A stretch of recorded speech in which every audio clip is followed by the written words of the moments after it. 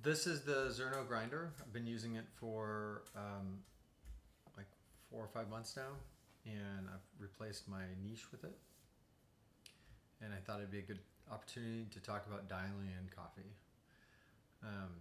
because it has a nice dial. It's easy to dial in the coffee, to change the dial, and the dial stays pretty set. One of the I've had with the niche or other grinders is sometimes the dial will slip a little bit after grinding a lot of coffee.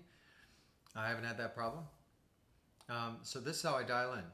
I put it on 200 microns and then I leave it. I don't dial in. I know that's maybe strange. Um, I've always struggled with the concept of dialing in because of the shots that I'm trying to pull, and dialing in seems like an extra variable that I have to figure out for every coffee. So by leaving it the same, I've controlled some of the variables. Now, I've done some work to look at grind settings across different points. So in one of the recent experiments I had is I went from 50 microns to 300 microns and in some increment. And I found for the shots that I'm pulling at the 1-to-1 ratio, 200 microns or around 200 is the best. There's I think 225 was the very best, but only by a little bit.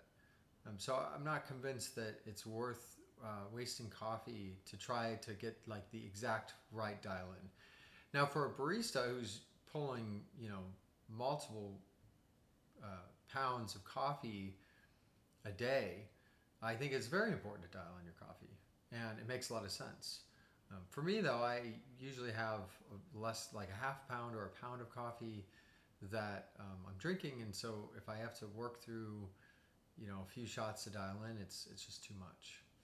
Um, and I think there are plenty of variables in espresso to change. So when I was working on using the rock grinder, I went to a finer and finer grind over time. The same was true for the niche. Is once the burrs were seasoned, which I didn't intentionally season them. I just used them as is, and I saw them at some point they went from like okay to really good. Um, and I went to a finer grind setting. Um, as well as it helps with some of the beans I'm pulling, that I'm pulling coffee that is a little bit denser because I've either added water before or after roasting. Additionally, I've found that uh, the variables of dose have a bigger impact on extraction and taste than the grind size.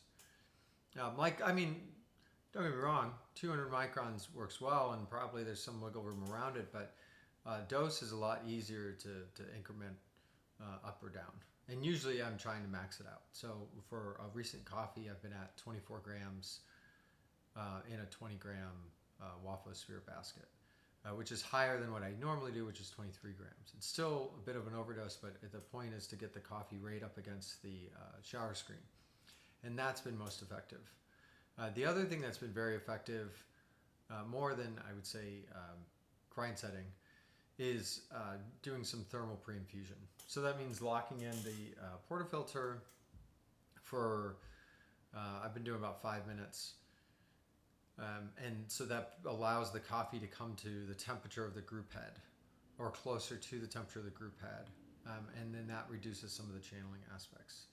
And then, of course, my profile itself is a low flow profile. So it has it's a ramp bloom profile. And so it ramps up, and then I wait for it to cover the coffee to cover the filter. And then I skip to the next step, which is a bloom for 30 seconds. And then it ramps up again, but to only like half a milliliter per second, which is very low flow, but it gives the best extraction results. And that's what I'm looking for. I'm okay spending a bit more time in preparing my espresso and pulling the shot to get closer to that goal of like 22% TDS in a 1-to-1, which means you're getting like 22% extraction yield in half of a what's considered a normal shot of espresso. Um,